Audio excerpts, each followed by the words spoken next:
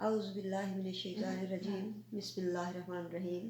First year class, السلام علیکم جی بیٹا۔ آج 15 تاریخ ہے، ٹھیک ہے۔ نظم چل رہی تھی ہماری وحدانیت، شاعر ہیں جس کے مست توکلی، 5 اشعار اس کے ہو چکے تھے، ٹھیک ہے۔ شعر نمبر ہے 6۔ مثل مجنوں کے ہوں جنوں سما، میرا پیکر گناہ میں ہے ڈوبا۔ مثل مجنوں کے ہوں جنوں سما، میرا پیکر گناہ میں ہے ڈوبا۔ معنی ہے بیٹا مثل، مانند، کی طرح، حرف تشبیہ ہے یہ، ٹھیک ہے۔ مجنوں قبیلہ بنو عامر کا شخص جو لیلا کا عاشق تھا، یہ ایک داستان ہے، ایک کہانی ہے مشہور۔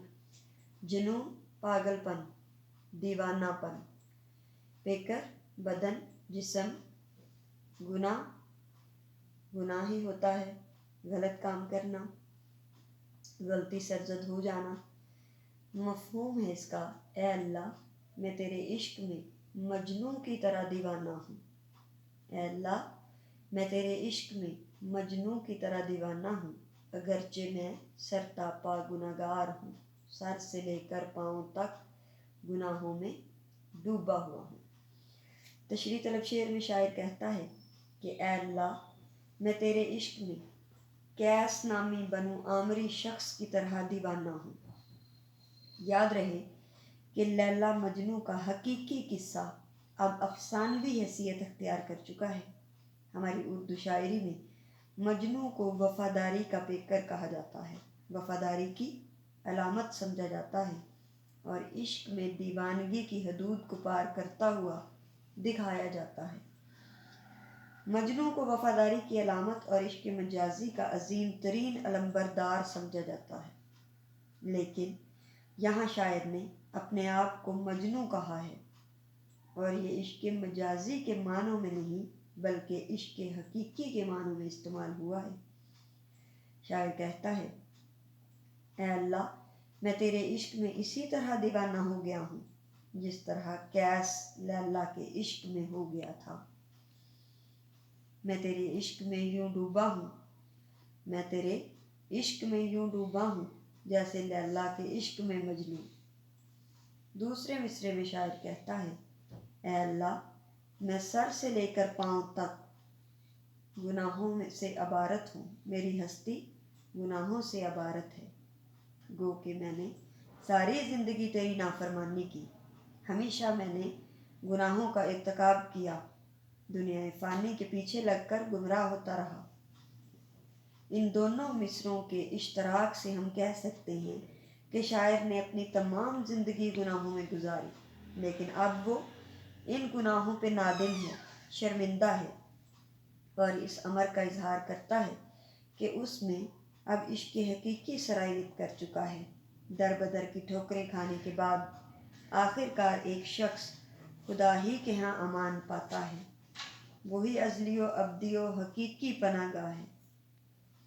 اسی امر کا علامہ محمد اقبال نے اپنی نظم میں یوں اظہار کیا، نہ کہیں جہاں میں اما ملی، جو اما ملی تو کہاں ملی۔ نہ کہیں جہاں میں اما ملی، جو اما ملی تو کہاں ملی، میرے جرم خانہ خراب کو تیرے عفو بندہ نواز میں۔ شعر نمبر 7 ہے بیٹا۔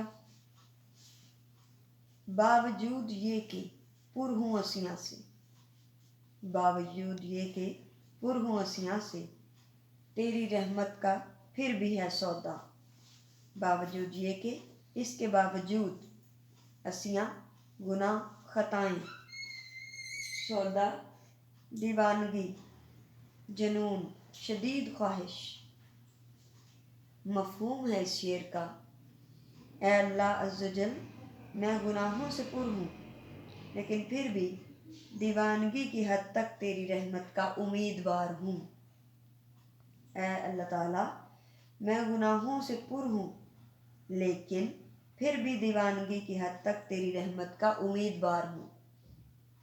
فطری طور پر انسان ایسا واقع ہوا ہے کہ وہ دوسروں کے سامنے اپنے گناہوں کا اعتراف کرتے ہوئے ندامت محسوس کرتا ہے، اور دوسروں کے سامنے اپنے گناہ چھپاتا ہے، لیکن جب انسان اللہ کی بارگاہ میں ہم کلام ہو تو وہ حقیقت سے کام لیتے ہوئے اپنے تمام گناہوں کا اعتراف کرتے ہوئے اللہ تعالیٰ سے رحمت کا امیدوار ہوتا ہے۔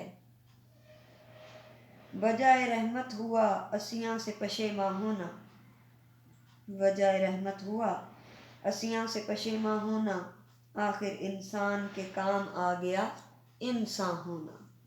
ٹھیک ہے، کیونکہ انسان خطا کا پتلا ہے، انسانوں سے غلطیاں سرزد ہوتی ہیں اور انسان ہی رب کریم سے معافی مانگتا ہے اور پروردگار اسے معاف فرما دیتے ہیں۔ مست توکلی نے بھی یہاں اسی امر کا اظہار کیا ہے۔ شاعر کہتا ہے، گو کہ میں نے ساری زندگی گناہوں میں گزاری، گناہ کرنا میری سرشت میں داخل ہے اور میں مکمل طور پر گناہ کا پتلا بن چکا ہوں، لیکن اے اللہ تعالیٰ تیری رحمت سے ہرگز بھی مایوس نہیں ہوں، بلکہ تیری رحمت سے دیوانگی کی حد تک مجھے امید ہے کہ اے اللہ تو میری توبہ ضرور قبول فرمائے گا، کیونکہ خود اللہ تعالیٰ ہی کا فرمان ہے، لا تقنطوا من رحمت اللہ، اللہ کی رحمت سے مایوس نہ ہونا، اللہ کی رحمت سے مایوس نہ ہونا۔ شاعر پر امید ہے اور اللہ تعالیٰ کی رحمت سے ہرگز مایوس نہیں ہونا چاہیے۔ وہ جانتا ہے کہ اللہ تو 70 ماہوں سے بڑھ کر زیادہ مشفق ہے، وہ میری توبہ لازمی قبول کرے گا، کیونکہ انسان اگر سچے دل سے اپنے گناہوں کا اعتراف کرے، نادم ہو اور آئندہ کے لیے ان سے توبہ کرے تو خدا اسے معاف فرما دیتے ہیں۔ توبہ کا دروازہ ہمہ وقت کھلا رہتا ہے۔ جنت کے دروازوں میں سے ایک توبہ کا دروازہ ہے جو کبھی بند نہیں ہوتا۔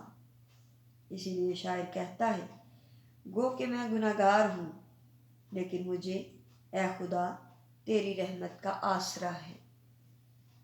قیامت میں گناہگاروں کو ہوگا آسرا تیرا، قیامت میں گناہگاروں کو ہوگا آسرا تیرا، وہ جس کی مغفرت پر ہے بھروسہ ذات ہے تیری، وہ جس کی مغفرت پر ہے بھروسہ ذات ہے تیری۔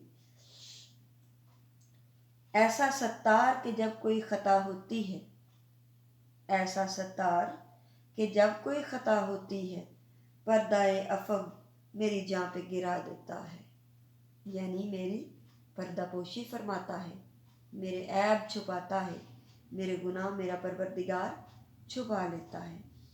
مدرجہ بالا شعر میں شاعر رحمت الہی کا طلبگار ہے اور یہ عشق حقیقی کی ترجمانی کر رہا ہے شعر۔ جی بیٹا اس کی ایکسرسائز کی طرف دیکھیے۔ نظم وحدانیت کے متن کو پیش نظر رکھتے ہوئے درج ذیل سوالات کے درست جواب پر درست کا نشان لگائیے۔ پہلے شعر میں اللہ تعالیٰ کی کس صفت کا ذکر ہے؟ وحدت و یکتائی، ستوت، رحمت، شفقت۔ تو کون سی آپشن درست ہے؟ وحدت و یکتائی۔ چوتھے شعر میں شاعر نے اپنے کس دلی مقصد کا اظہار کیا ہے؟ چوتھے شعر میں شاعر نے اپنے کس دلی مقصد کا اظہار کیا ہے؟ اپنی مغفرت کا حصول، اللہ تعالیٰ کی رحمت کا حصول، ٹھیک ہے، اور تیسری آپشن ہے اللہ کے جلوے کا حصول، نمبر 4 ہے توبہ کی توفیق کا حصول۔ تو صحیح آپشن کیا ہے؟ چوتھے شعر کی مناسبت سے اللہ کے جلوے کا حصول۔ شاعر نے اپنے پیکر کے بارے میں کیا کہا ہے؟ 4 آپشن ہیں، گناہ میں ڈوبا ہوا، بہت کمزور، جنوں سما اور لاغر ہے، تمام قبا مضبوط ہیں۔ تو اس نے کہا ہے گناہوں میں ڈوبا ہوا۔ اس نظم کے تمام قوافی الگ کریں۔ کافیہ کی جمع ہے قوافی. یکتا، زیبا، چرچا، جیسا، جلوہ، فرما، ڈوبا، سودا. تمام اشعار میں جتنی بار قافیہ استعمال ہوا ان سب کو ملا کے جمع بنا قوافی.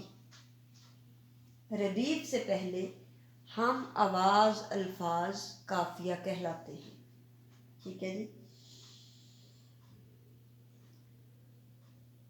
شاعر کو گنہگار ہونے کے باوجود کس بات کا سودا ہے؟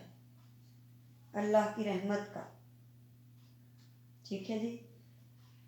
چلیں جی، ہمارا آج کا لیکچر ختم ہوتا ہے. ہماری آخری نظم وحدانیت بھی اللہ کے فضل و کرم سے مکمل ہوئی. ٹھیک ہے.